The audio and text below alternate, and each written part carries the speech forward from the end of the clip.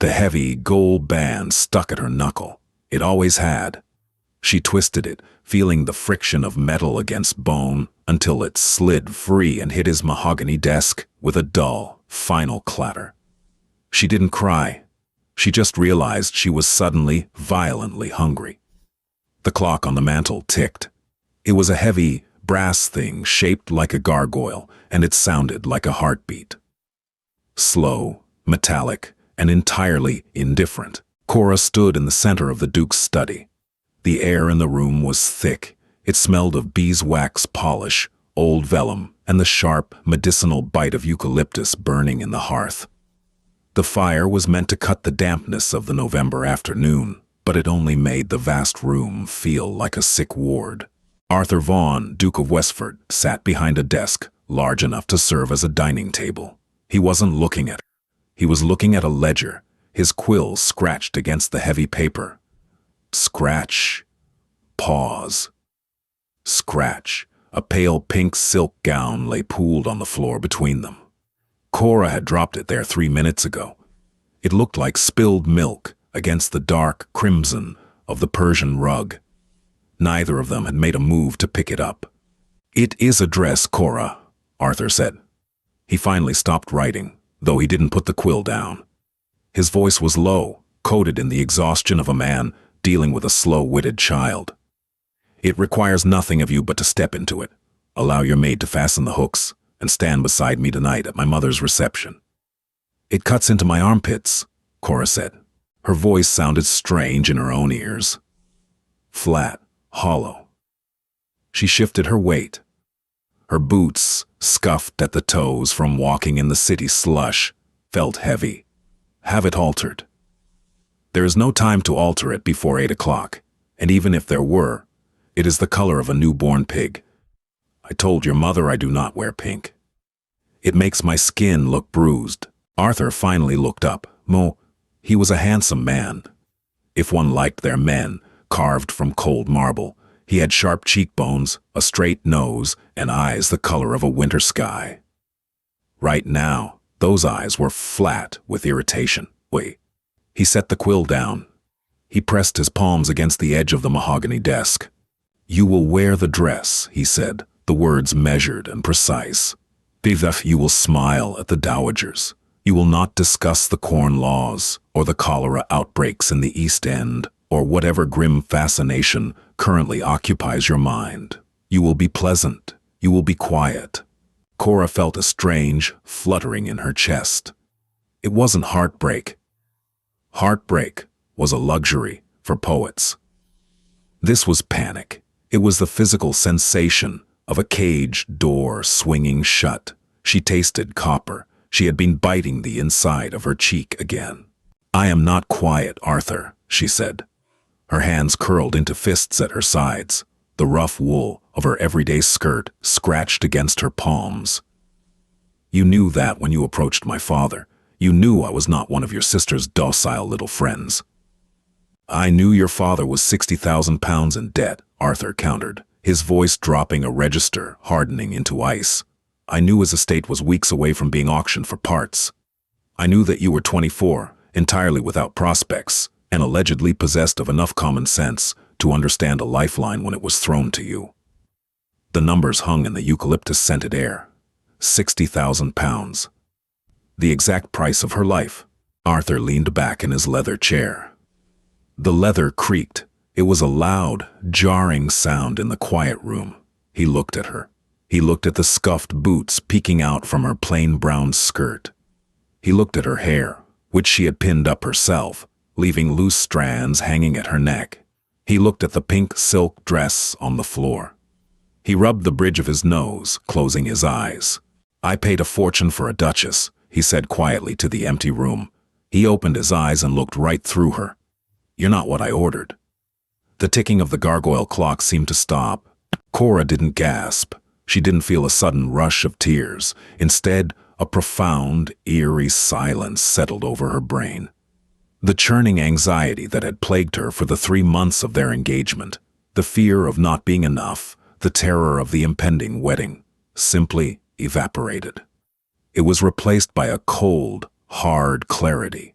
You're not what I ordered, like a bolt of cloth, like a new hunting hound, like a shipment of port. No, Cora said. Her voice was barely a whisper. No, I suppose I am not. She looked down at her left hand. The Westford sapphire rested heavily on her third finger. It was surrounded by diamonds. It was so large it made her hand look skeletal. It had always been half a size too big, constantly slipping, constantly reminding her of its presence. She reached over with her right hand. She grasped the cold stone. The ring stuck at her knuckle, catching on the slight swelling of the joint. She twisted it, pulling hard. The friction burned for a second, metal grinding over bone, and then it popped free. Her finger felt instantly, strangely light. The skin where the ring had sat was pale, a ghostly indentation left behind. She stepped forward. Her scuffed boot crushed a fold of the pink silk dress on the floor. She didn't care. She reached across the vast expanse of the mahogany desk and set the ring down. Clatter. Arthur stared at the ring. He didn't look up at her. The muscle in his jaw twitched. What are you doing? Returning the merchandise, Cora said. She turned around. She didn't storm out. She didn't run. She walked. Her footsteps were muffled by the thick Persian rug until she hit the hardwood of the hallway. Cora. His voice cracked like a whip behind her. A command, an order from a duke. She didn't stop. She opened the heavy oak door of the study herself, not waiting for the footman. The hallway outside was freezing. The draft immediately bit through her thin cotton blouse. John, the young footman stationed outside, scrambled to attention, his eyes darting from Cora to the open study door. My coat, John, if you please, Cora said. Her voice was steady. It surprised her. Miss Linfield, is the carriage... Shall I have the driver brought round? John stammered, pulling her worn wool pelisse from the cloakroom. No need. I will find a hackney. She shoved her arms into the coat. It smelled faintly of damp wool and old lavender. It smelled like her.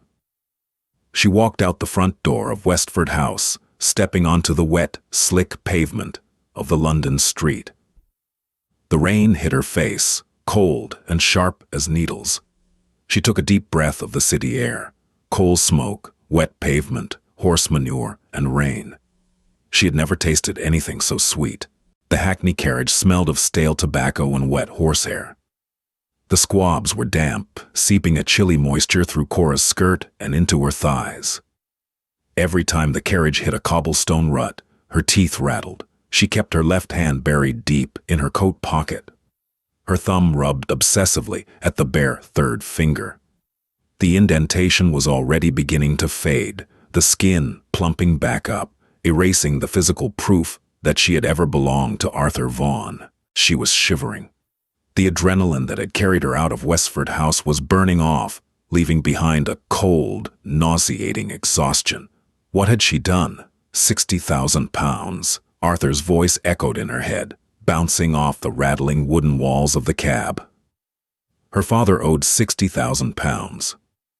The creditors had already taken the silver. They had taken her mother's portrait.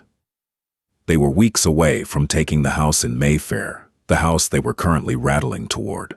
Cora rested her forehead against the grimy glass of the carriage window. Outside, the London streets blurred into streaks of gray and gaslight yellow. She wasn't a heroine in a penny dreadful. She knew exactly what ruin looked like. It wasn't a romantic struggle. It was the smell of boiling cabbage day after day. It was the humiliation of dodging the butcher's boy.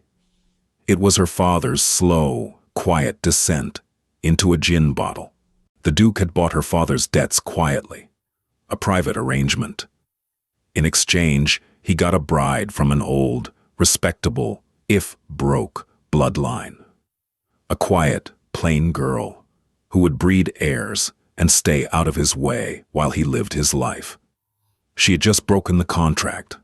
Because of a dress? No, not the dress. Because he called her a purchase. Because he looked at her and saw an object that had failed to meet its specifications. The carriage lurched to a halt on a narrow street off Berkeley Square, the Linfield house. The paint on the front door was peeling, curling back in long, dead strips. The brass knocker hadn't been polished in a month. Cora paid the driver with the last few shillings in her reticule. She stepped out into the rain, not bothering to pull her hood up. She let the water soak into her hair, chilling her scalp. She pushed the front door open. It stuck on the warped floorboards, groaning in protest. The house was dark. They couldn't afford lamp oil for the entryway. The familiar scent of the Linfield residence hit her instantly. Dust, stale sherry, and the sharp, metallic tang of desperate anxiety. "Cora?" The voice came from the drawing room. Her father, Thomas Linfield, appeared in the doorway. He was a thin man, hollowed out by bad investments and worse luck. He wore a waistcoat that was missing 2 buttons, and he held a crystal glass filled with cheap amber liquid. "You're back early," Thomas said, squinting in the dim light. "I thought you were dressing at Westford House for the Dowager's reception." Cora took off her wet coat. She hung it on a peg. It dripped a puddle onto the scuffed parquet floor. She didn't look at him. "I am not going to the reception, Papa." Thomas took a sip of his sherry. "Lovers' quarrel? Well, best smooth it over quickly. His Grace's solicitors are meant to finalize the last of the bank drafts tomorrow morning." Cora turned to face her father. She looked at his tired eyes, the broken capillaries on his cheeks, the tremor in the hand holding the glass. A wave of profound guilt washed over her, so heavy it made her knees weak. She had doomed him. She had doomed them both. But as she opened her mouth, she realized that she couldn't bring herself to regret it. The cage door had been open. She had jumped. She pulled her left hand out of her pocket and held it up. The pale skin of her knuckles caught the dim light from the street lamp outside. "I gave the ring back, Papa." Thomas stared at her hand. For a long moment, the only sound was the rain lashing against the parlor window. You, Thomas blinked. He lowered the glass. The amber liquid sloshed over the rim, spilling onto his frayed cuff. He didn't seem to notice. "You gave it back." "Yes." "Did he find out about the tailor's bills?" "Did I miscalculate the—" "No, Papa," Cora said softly. "It was me. I ended it." Thomas's face went slack. The flush of the alcohol drained from his cheeks, leaving him the color of old parchment. He took a step back, hitting the doorframe. "You ended it." His voice was a thin, wheezing rasp. Cora, they are coming on Friday. The bailiffs. They are coming for the furniture. They will take the house." "I know." "We will be in the street," Thomas yelled, the sudden volume shocking in the quiet house. He threw his glass. It shattered against the opposite wall, raining cheap sherry and crystal shards across the floorboards. "You selfish, stupid girl. You have killed us." Cora flinched, but she didn't step back. The sharp scent of the spilled alcohol filled the hallway. "He said I wasn't what he ordered," Cora said. The words tasted like ash. "He bought me, Papa, and he despised the purchase." "We all do things we despise to survive," Thomas choked out, leaning heavily against the wall, his hands covering his face. He began to sob. It was an ugly, wet sound, the sound of a broken man. Cora stared at him. She wanted to comfort him. She wanted to apologize, to say she would go back, beg on her knees in the rain outside Westford House, grovel until Arthur took her back into his cold, eucalyptus-scented study. But she looked at the shattered glass on the floor. She looked at the peeling paint. "We all do things we despise to survive." "I won't," Cora whispered. She turned and walked up the stairs. The wood groaned under her feet. She went into her bedroom. It was freezing. The grate was empty. She sat on the edge of her mattress, staring at the bare wall. Her stomach gave a loud, hollow rumble. She was terrified. She was entirely ruined. Tomorrow the creditors would descend like vultures. But as she sat in the dark, freezing room, listening to her father weeping downstairs, she rubbed her bare finger and realized she was breathing easily for the first time in 3 months. She was hungry. She was cold. She was ruined. She was free. Morning did not arrive with a gentle dawn. It announced itself with the grinding scrape of a cart's iron wheels on the cobblestones outside, followed immediately by the heavy thud of the knocker against the warped front door. Cora woke with a stiff neck. She had slept in her clothes, wrapped in a thin quilt that smelled of mildew. The cold in her bedroom was absolute. It had settled into the marrow of her bones overnight. When she exhaled, her breath bloomed in a cloud of white vapor. Thud, thud, thud. She didn't rush downstairs. There was no point. The wolves were here, and they had keys. She heard the rattle of the lock, then the heavy booted footsteps of several men entering the hallway. A rough voice barked an order. Wood splintered. Someone had kicked open the drawing room door. Cora sat up and rubbed her face. Her skin felt dry and tight. Her stomach gnawed at her spine. She hadn't eaten since a dry biscuit yesterday afternoon. She stood, her joints popping in the freezing air, and walked to her washstand. The water in the pitcher had a thin skein of ice across the top. She broke it with her knuckles. The sharp sting of the freezing water on her face was a brutal, necessary awakening. When she walked down the stairs, the house was already being dismantled. There were 4 men. They moved with the blunt efficiency of butchers dividing a carcass. The leader, a stout man with a bowler hat jammed low on his forehead, stood in the center of the drawing room, ticking off items on a clipboard. He smelled strongly of damp wool, stale ale, and the harsh, lye soap used in cheap boarding houses. "Take the rugs first," the stout man grunted, pointing a stubby, ink-stained finger at the Persian carpet. "Roll 'em tight. Mind the moth holes." Cora stood on the bottom step. She watched 2 men hoist the heavy oak sideboard, the one that had held her mother's silver tea service before it was pawned, and angle it awkwardly through the doorway. It scraped against the doorframe, leaving a long, jagged scar in the white paint. Thomas Linfield was sitting on the stairs behind her.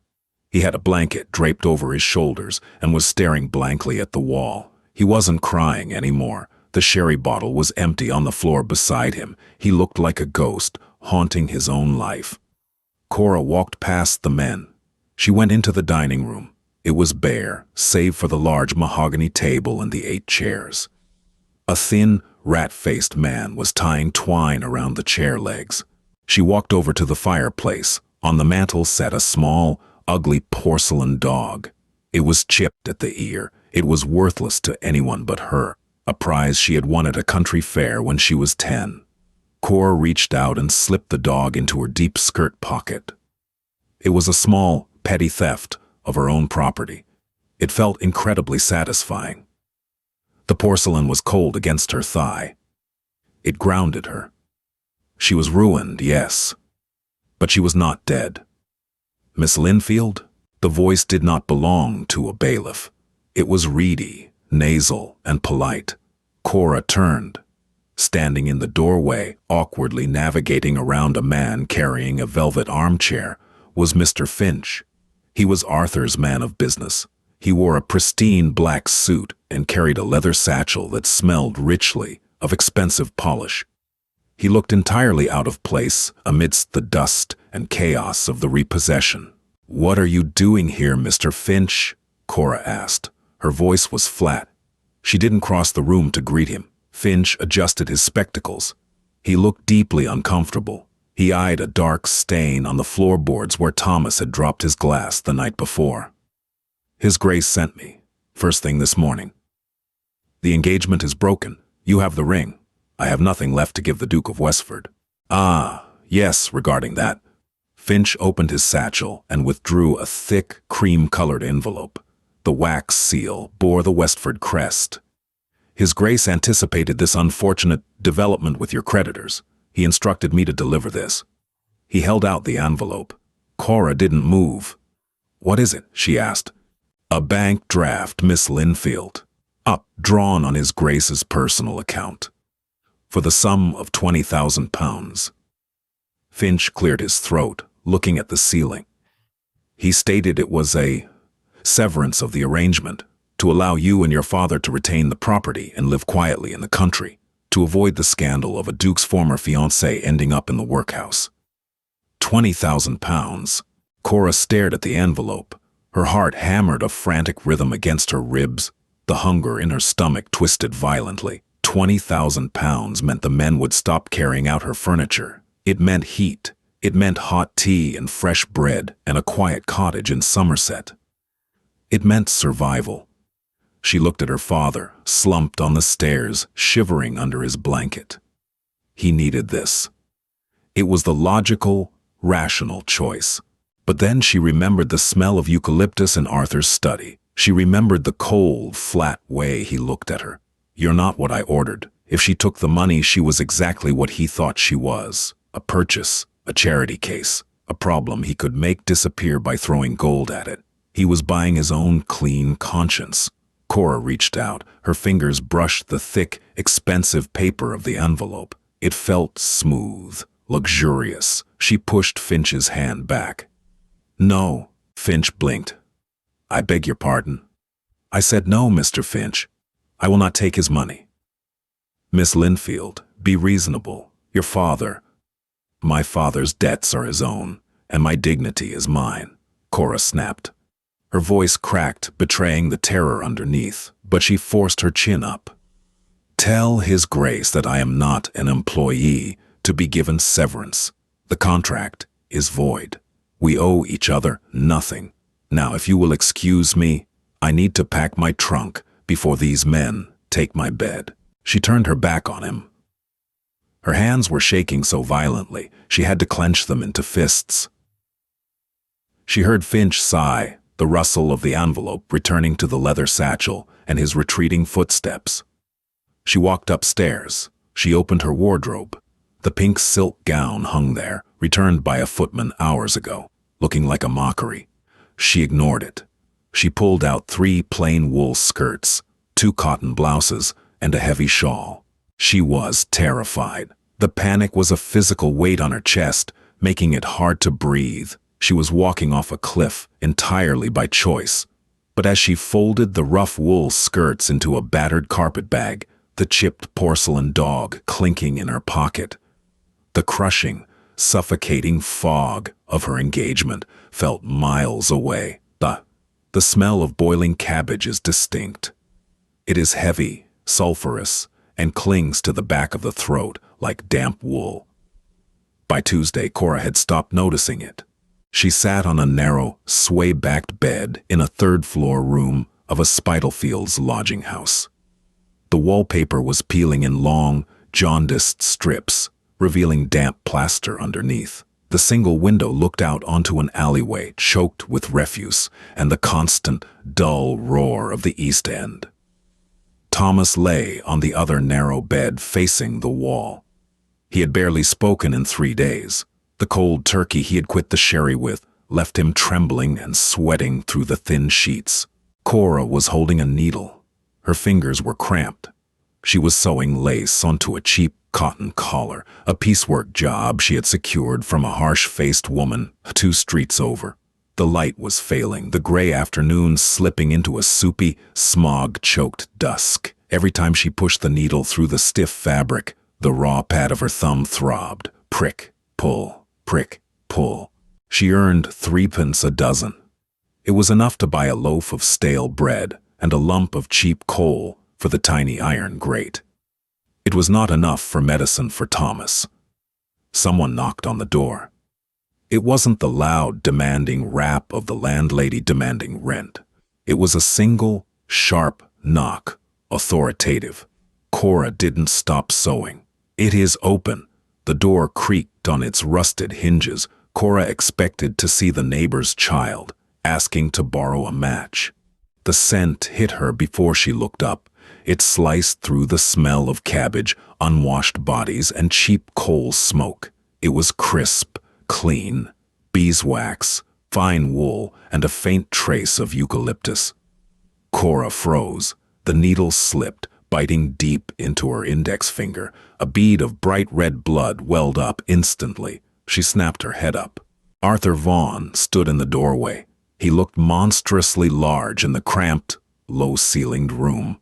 He wore a dark navy overcoat tailored so perfectly it looked painted on. His boots were polished to a mirror shine, contrasting violently with the grime-caked floorboards. He held his top hat in his gloved hands.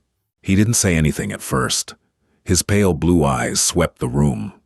They took in the peeling wallpaper, the tiny unlit grate, Thomas shivering against the far wall. They landed, finally, on Cora, on her rough brown dress, her unpinned hair, and the drop of blood on her finger. The muscle in his jaw clenched. "What is this?" Arthur demanded. His voice wasn't loud, but it filled the small room, vibrating against the thin walls. Cora put her injured finger in her mouth. She tasted the sharp, salty tang of her own blood. She pulled it out and wiped it carelessly on her skirt. "This is Tuesday, Your Grace," Cora said flatly. She set the collar down on her lap. "Are you lost? Mayfair is several miles west." Arthur stepped into the room. He closed the door behind him. He looked like a panther forced into a rabbit hutch. Disgusted, out of place, dangerous. "Finch told me you refused the draft," he said. He didn't come closer. He stood rigidly by the door. "I assumed it was a bargaining tactic, a plea for a larger sum, or perhaps a dramatic gesture before returning to me. I did not assume you would drag your father into a slum. I did not drag him here. The bailiffs did, and I do not bargain." Cora picked up her needle again. Her hands were shaking, but she forced them to remain steady. She would not let him see her fear. Prick, pull. "Why are you here, Arthur?" "Because you are being a child." The words snapped out of him, sharp and irritated. "You are acting out of pride, and it is absurd. You belong in a drawing room, Cora, not here, sewing scraps for pennies." "I belong wherever I choose to be," she said. She didn't look up from her work. Arthur crossed the small room in 2 strides. He loomed over her. He smelled overwhelmingly of clean rain and wealth. He reached down and snatched the cotton collar from her hands. "Stop that," he ordered. Cora glared up at him.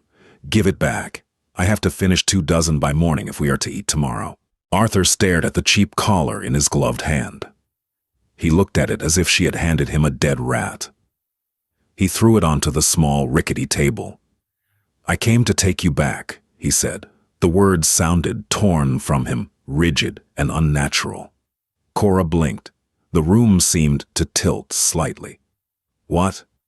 "I came to take you back," Arthur repeated, his voice dropping. He looked angry. He looked entirely furious with himself. "To Westford House. The engagement stands. I will handle the creditors."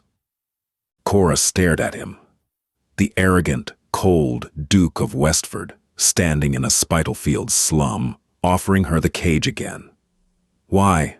she asked softly. "You said I was not what you ordered. You said you paid a fortune for a duchess, and I was inadequate." Arthur's jaw worked. He looked away, staring at the peeling wallpaper. "I was irritated. You were endlessly defiant over trivial matters. The dress, the guest list, but your departure." He stopped. He looked back at her, his eyes stripping away her defenses. "You broke the contract." "No one breaks a contract with me." Cora let out a short, harsh laugh. It scraped against her dry throat. "So this is about your pride? Your ledger doesn't balance, so you came to retrieve your missing asset? This is about keeping you from starving to death in a gutter out of sheer, bloody-minded stubbornness," Arthur yelled. Thomas groaned on the bed, shifting slightly. Arthur winced, lowering his voice. He pulled off his gloves. He reached into his coat pocket. When he pulled his hand out, the Westford sapphire gleamed in the dim gray light of the room. It looked obnoxiously bright. He held it out to her. "Put it on, Cora. Come home. We will forget this week ever happened." Cora looked at the ring. She looked at the heavy gold band that had bruised her knuckle. She looked at the man holding it. He wasn't offering love. He wasn't offering an apology. He was offering a surrender, hers. She looked at her bare left hand. The indentation was completely gone. Her skin was smooth. Raw from sewing, cracked from the cold, but entirely her own. She slowly stood up. She was inches from him. She could feel the heat radiating from his chest through his wool coat. She met his cold, winter sky eyes. "No," Cora whispered. "Keep your ring, Arthur. It never fit me anyway." Arthur stood completely still. The sapphire caught the meager, dirty light, filtering through the grime-streaked window pane, fracturing it into cold blue shards against the peeling wallpaper. For a long moment, the only sound was the wet, rattling breath of Thomas Linfield on the sway-backed bed. Cora watched Arthur's chest rise and fall, a slow, deep breath that seemed to catch on its way out. The Duke of Westford was not a man who was denied. He bought out railways. He dissolved parliaments. He did not stand in a freezing room that smelled of boiled cabbage and failure, holding out a fortune to a woman in a ragged skirt who was telling him no. Arthur's fingers curled inward. The heavy gold band bit into his own palm. He slowly lowered his arm, his fist tightly closed around the jewel. He didn't slip it back into his pocket. He just held it, his knuckles turning white under the strain. "You are freezing," he said. His voice was entirely stripped of the icy, aristocratic cadence he wielded like a weapon. It sounded hollow, raw. "I am aware," Cora replied. Her adrenaline was receding, leaving her horribly aware of the ache in her spine and the stinging throb in her thumb. She crossed her arms over her chest, burying her hands in her armpits to trap whatever body heat she had left. Arthur looked down at the floorboards. He stared at a dark, sticky stain near the toe of his polished boot. When he finally looked back up at her, the flat, deadened winter sky in his eyes had fractured. There was something frantic beneath it. "I did not move the dress," Arthur said. The words came out rushed, as if they were choking him. Cora frowned. "What?" "The pink silk. You dropped it on the Persian rug in my study." He swallowed hard. The sharp line of his throat moved convulsively. "I left it there. For 3 days. I stepped around it. I sat at that mahogany desk, and I stared at it. It looked like violence, like you had bled out right there on the floor and vanished." Cora felt a strange, painful tightening in her throat. She didn't want to hear this. She wanted him to remain the cold, calculating purchaser. That was easier to walk away from. "Call a maid, Arthur," she said, her voice shaking slightly. "They are paid to clean up messes. I forbade them from entering." He took a step closer. He didn't loom this time. His shoulders, usually set in a rigid, perfect line, slumped. And the expensive tailoring of his overcoat suddenly looked like armor that was too heavy for him to carry. "The house was quiet. You were right. You were never quiet. You argued with the footman about the racing forms. You challenged my mother on the morality of the poor laws. You paced the corridors, and your boots struck the floorboards like a carpenter's hammer." He reached out. He didn't offer the ring, he offered his empty hand. "When you left, the silence was absolute," Arthur whispered. It was deafening. It felt like a tomb. "I realized I did not buy a duchess, Cora. I bought a pulse for a house that was already dead. And without you, I am just a ghost sitting at a very large desk." Cora stared at his outstretched hand. The leather glove was gone. His palm was broad, the skin pale and smooth, save for the deep red crescent moons where the ring was digging into his flesh. "You called me a purchase," she said. The anger was still there, but it was no longer a fire. It was an ache. "You looked at me and you saw an item that failed to meet your specifications. You cannot undo that with a speech about a dress on the floor." "I know," he said instantly. "I know I cannot." He finally uncurled his fist. The sapphire lay in his palm, mocking them both. He looked at it with profound disgust, then shoved it carelessly into his coat pocket. The metal clinked dully against a coin. Arthur reached into his breast pocket and withdrew a square of pristine white linen. It smelled sharply of eucalyptus and clean soap. Without asking permission, he reached out and took Cora's right hand. She flinched. His skin was warm. The contrast to her freezing, stiff fingers was shocking. He didn't pull away. He looked down at the bright bead of blood on her index finger where the needle had slipped. With excruciating care, Arthur wrapped the linen handkerchief around her thumb, binding the small wound. His head was bowed, his dark hair falling forward, obscuring his eyes. "I am an arrogant man," Arthur said to her bruised knuckles. "I have never had to ask for anything. I have only ever commanded or purchased. I do not know how to do this." He finished tying a clumsy knot in the linen. He kept his hand wrapped gently around hers. He rubbed his thumb over the back of her hand, feeling the rough, chapped skin, the bone, the reality of her. "I am not asking you to put the ring back on," he said, finally looking up. "I am not offering a contract. Your father's debts are paid. I burned the promissory notes in the study grate this morning. You are free." Cora's breath hitched. "You burned them?" "Yes." "Then why are you here?" "Because I am hungry," Arthur said, a bleak, self-deprecating smile touching the corner of his mouth.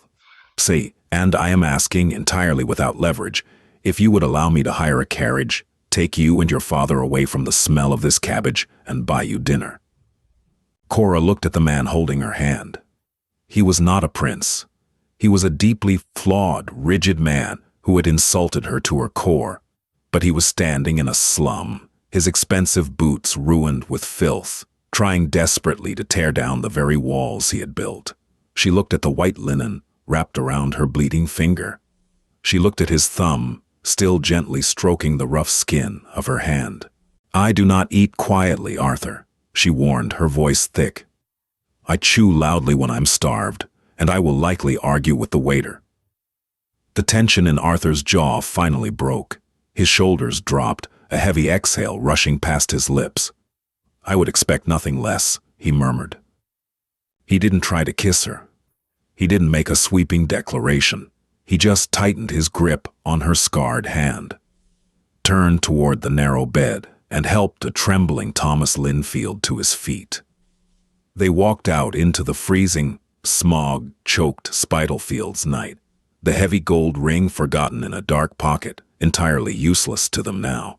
Did Cora make the right choice walking out? Or was Arthur's return enough to earn a second chance? The line between pride and survival is razor thin. If this raw, unfiltered look at love and defiance struck a chord, hit that like button and share your thoughts in the comments below. Don't forget to subscribe and turn on notifications for more deeply human historical audio dramas. We bring the grit behind the glamour every week. See you in the next chapter.